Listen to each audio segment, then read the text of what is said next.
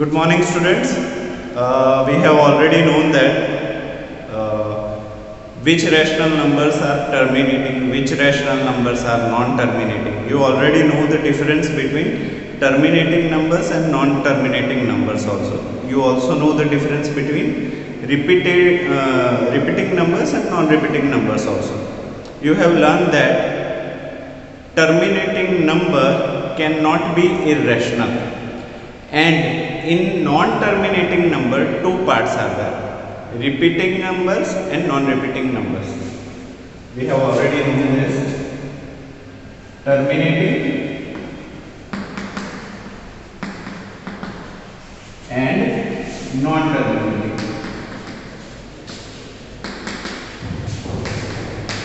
Yes or no? Yes, terminating and non-terminating. In terminating there is no other parts are there. Whichever decimal expansion is terminating, that decimal expansion is known as a rational number. That's it. For non-terminating, we do have a two parts. That is repeating and non-repeating.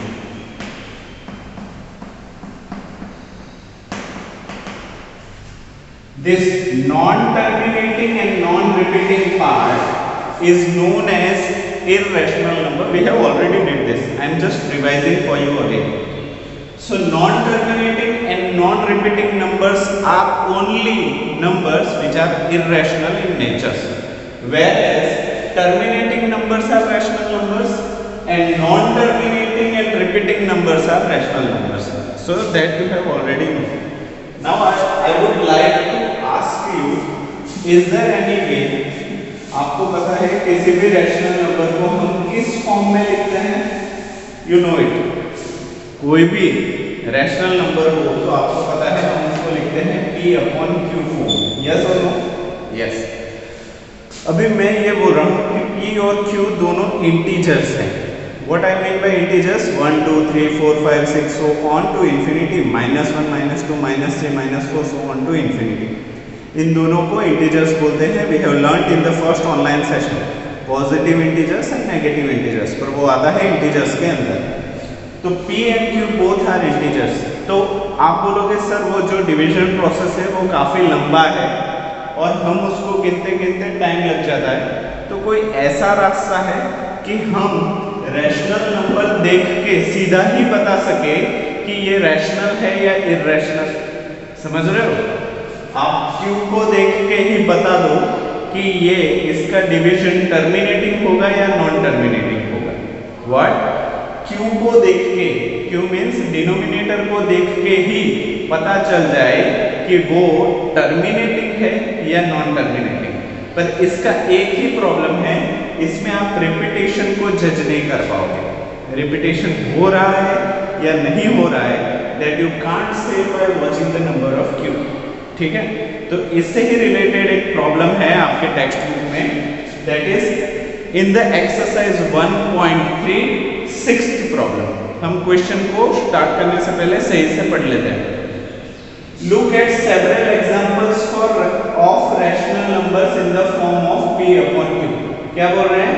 Look at several examples of rational numbers in the form of p/q.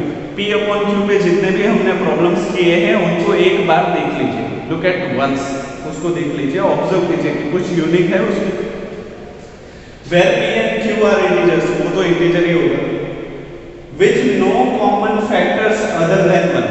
अभी मान लीजिए आप numerator को भी factorise करके common को निकाल देते हो. कैसे? फॉर एग्जांपल यहाँ पे 10 है और यहाँ पे 15 है. क्या है? यहाँ पे 10 है, यहाँ पे 15 है. तो ये आप देखो न्यूमरेटर भी को प्राइम है. को प्राइम मतलब प्राइम नंबर किसी से मल्टीप्लाई होके 10 बन रहा है. 10 खुद प्राइम नंबर नहीं है. सिमिलरली 15 इज आल्सो को प्राइम नंबर. तो अभी इसमें और इसमें कुछ चीजें कॉमन है जिसको हमें निकालना पड़ेगा. To get factor no other factors are common rather than 1. So इसको हम क्या लिखेंगे? 10 को लिखेंगे 5 into 2. यस और नो? और 15 को लिखेंगे 5 into 3. अभी तक प्रॉब्लम मैंने स्टार्ट नहीं किया है, अभी मैं जस्ट आपको समझा रहा। अभी यहाँ पे देखिए न्यूमरेटर में भी there is a 5 common, in the denominator also there is a 5 common. तो ये 5 को कैंसिल कर देंगे तो बचेगा क्या? इट्स 2/3। अभी 2 is a prime number, yes. 3 is a prime number, yes. इसमें और इसमें कुछ कॉमन है? No. It is a numerator and denominator have nothing in common other than 1, क्योंकि यहाँ पे 2 को हम लिख सकते हैं 2 into 1 और 3 को भी लिख सकते हैं 3 into 1। तो एक तो कॉमन रहेगा, उसका हम कुछ नहीं कर सकते, पर एक के अलावा दूसरा कोई इंटीजर मल्टीप्लिकेशन में कॉमन नहीं है। Okay, that's it. तो अभी 2 और 3 ऐसे प्राइम नंबर हो गए, ऐसे इंटीजर्स हो गए with no common factors other than 1, yes, and having terminating decimal representation, can you guess what the property q must satisfy? अभी हमें ये जानना है कि q की कौन सी वैल्यू के लिए, q की सास भी नहीं, q की कौन सी वैल्यू के लिए हमें रैशनल नंबर का डिवीजन एक्सपांशन टर्मिनेटिंग मिलता है। That's it. और ये चीज नई नहीं है, आपने इसको ऑलरेडी 8th स्टैंडर्ड में कंप्लीट किया हुआ है। ओके, तो आपको पता ही है। चलिए अभी प्रॉब्लम स्टार्ट होगा।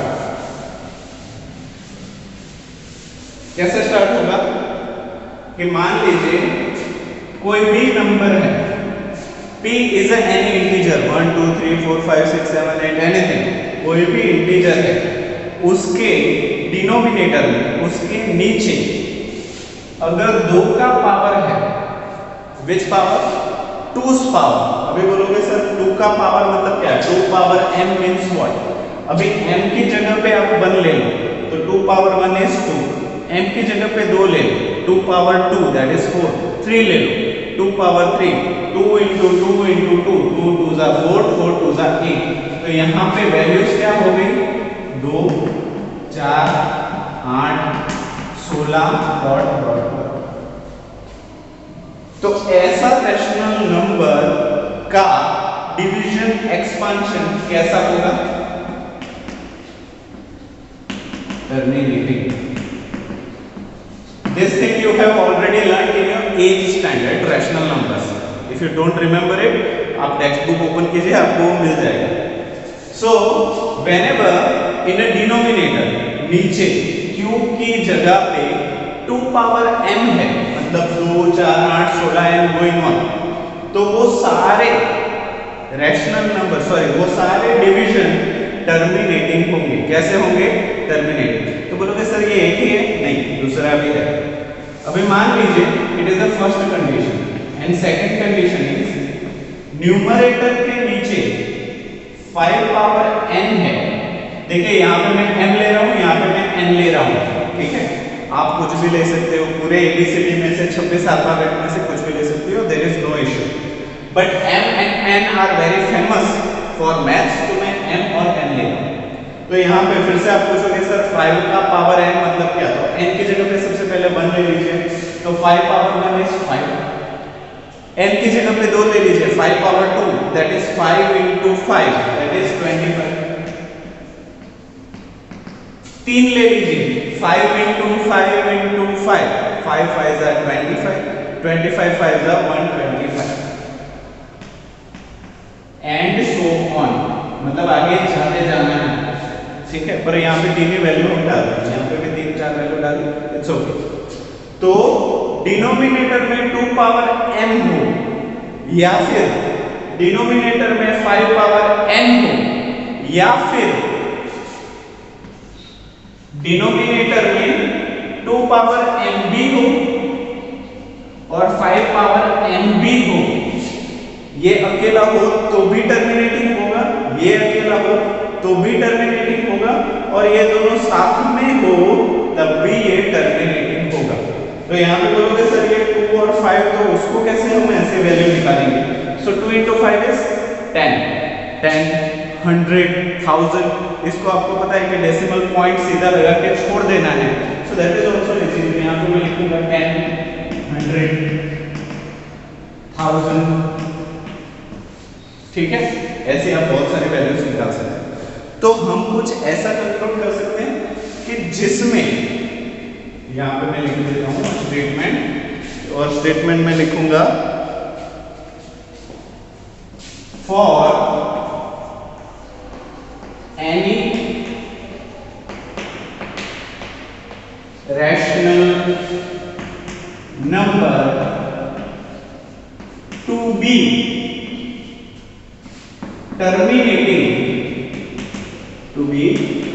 terminating its denominator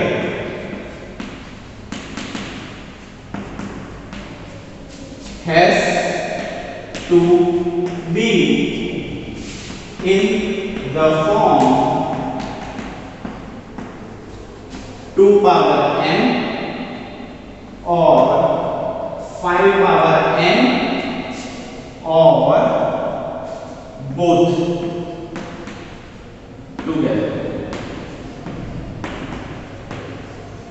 तो बस यही एक स्टेटमेंट लिख दिया तो ये पूरे क्वेश्चन का आंसर हो जाएगा। But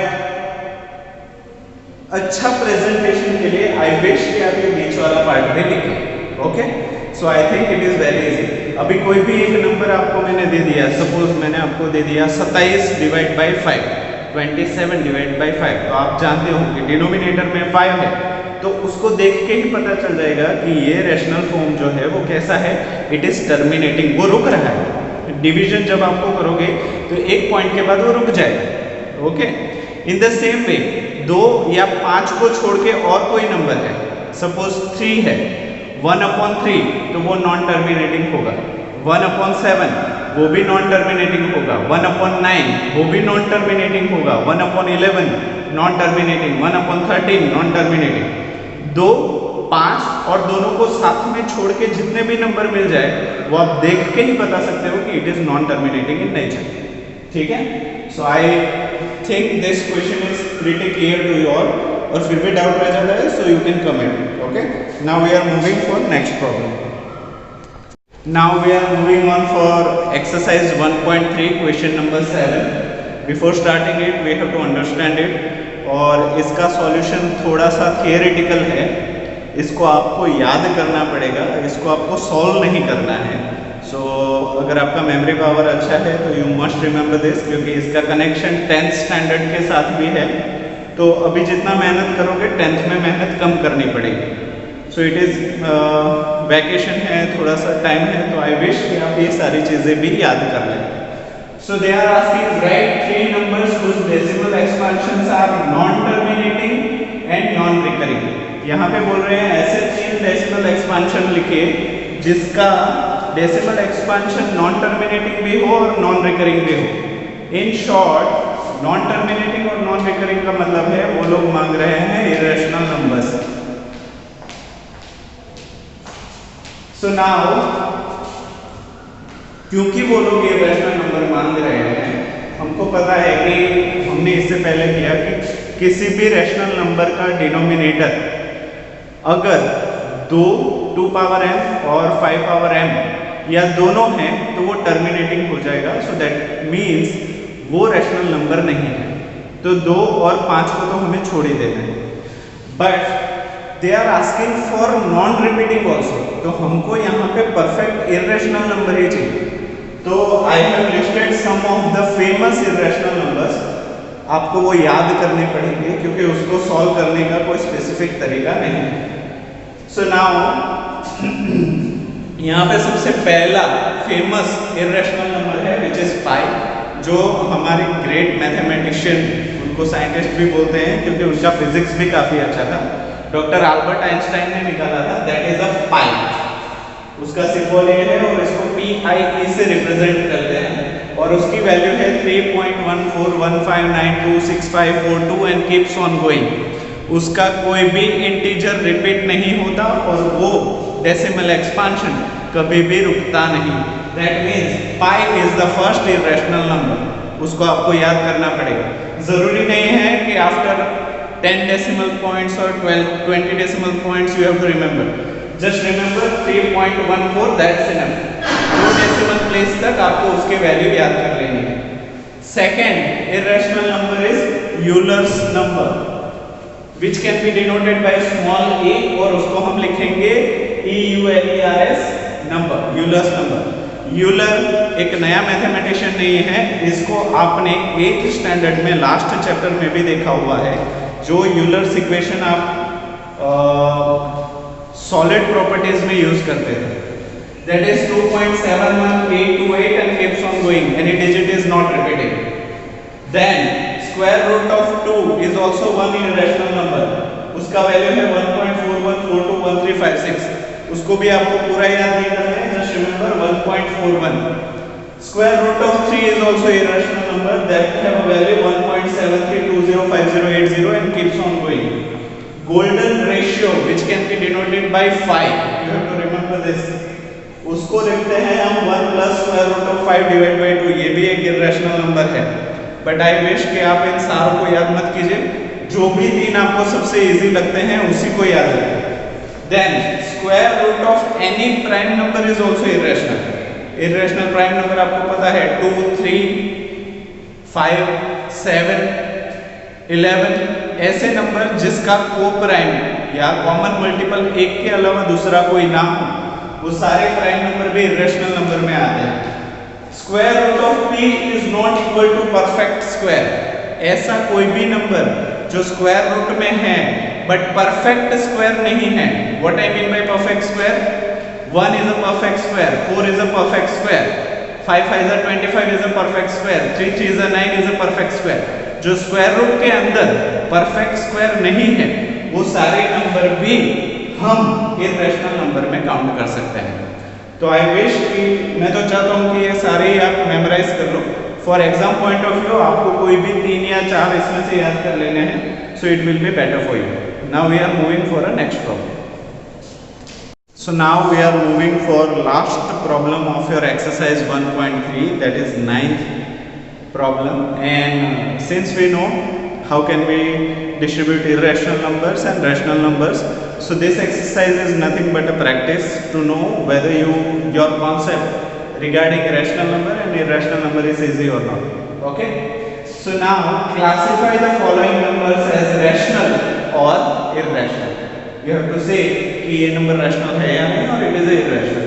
so the first square root of 23, square root of 23, we know that square root of any number which is not a perfect square, वो क्या हो जाएगा? that is already irrational। तो इसको हम बोलेंगे it is irrational।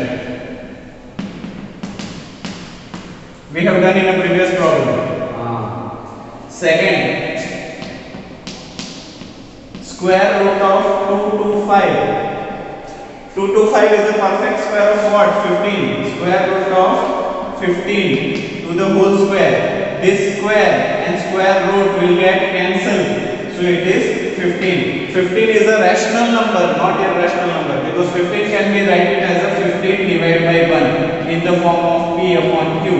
So square root of 225, it is a square root of perfect square, so it is not irrational, it is rational, it is rational number। third, 0.3796, 0.3796, here you can see that after 6 there is no continuation, after 6 there is no continuation, so it is terminating in nature, and terminating number, terminating decimal expansion cannot be irrational, it has to be a rational number, so it is a, it's terminating, it's terminating, so it is rational।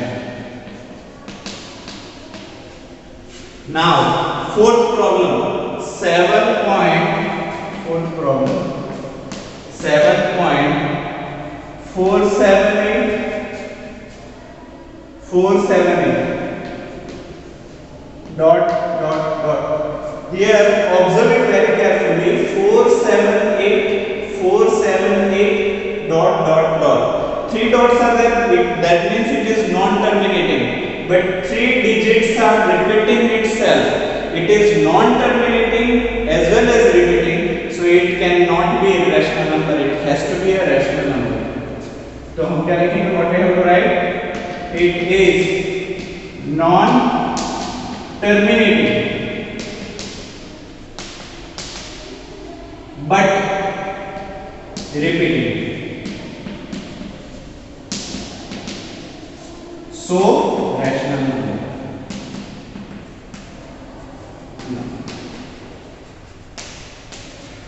Now last problem. 1.101001300 4 times 0. 1.101001300 1 4 times 0, and so on. Yes or no? So here we can see three dots are there. Yes, three dots are there. That means it is non-terminating. Non-terminating. Plus none of the value are repeating itself. Here you can see 10, here you can see 100, here you can see 1000, 10,000 and so on. None of the numbers are repeating itself with equal distance. So we can say that it is non-terminating also and non-repeating also. So it is irrational.